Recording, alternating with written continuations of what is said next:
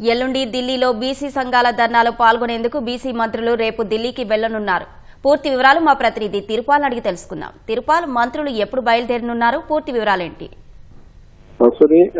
తెలంగాణలో బీసీ రిజర్వేషన్లు 42% పెంచుతూ శాసనసభలో ఆమోదం పొంది ఇప్పటికే బిల్లు అదే బిల్లును పార్లమెంట్ లో ప్రవేశపెట్టాలని చెప్పేసి కేంద్రం పైన ఒత్తిడి తీసుకొచ్చేదానికి బీసీ సంఘాలన్నీ కూడా ఈ ఏప్రిల్ 2వ తేదీన ఢిల్లీలో మహాధర్నా చేపట్టనున్నాయి. ఆ ధర్నాలో పాల్గొని సంఘీభావం తెలిపేదానికి రాష్ట్రం నుంచి బీసీ మంత్రులు ఢిల్లీ వెళ్తున్నారు.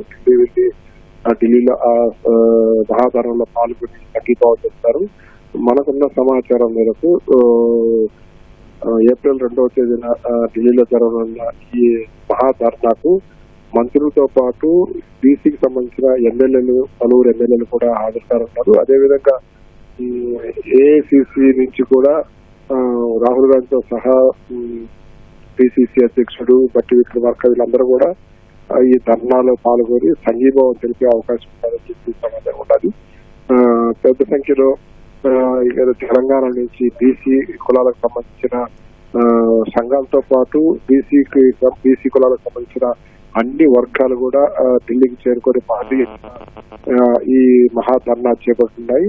అదేవిధంగా 2వ తేదీన 3వ తేదీన అక్కడే ఉండి బీసీకి సంబంధించిన మంత్రులతో పాటు ముఖ్యమంత్రి అట్లాగే ఉప ముఖ్యమంత్రులంతా కూడా ఇతర పార్టీలకు సంబంధించిన నాయకులను కలిసి తెలంగాణలో ఏదైతే శాసనసభలో 42% బీసీలకు రిజర్వేషన్లు పెంచుతూ చేసిన బిల్లుకు సంబంధించి వివరాలు చెప్పడంతో పాటు కేంద్రంలో పార్లమెంట్ లో బీసీ బిల్లు పెట్టేదానికి అందరూ సహకరించాలని, అదేవిధంగా కేంద్రంలోని బీజేపీ ప్రభుత్వంపై ఒత్తిడి తీసుకురావాలని చెప్పేసి వీళ్ళందరూ కూడా వివిధ పార్టీలకు సంబంధించిన నాయకులను కలిసే అవకాశం ఉంటుంది.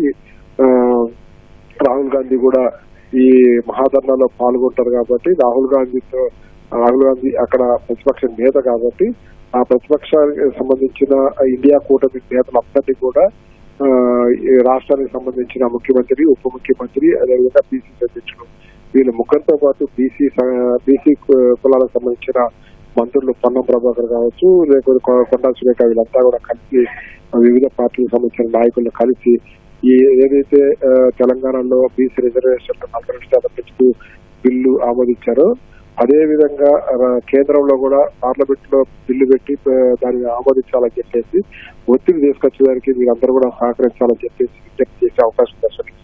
ధన్యవాదాలు తిరుపాల్.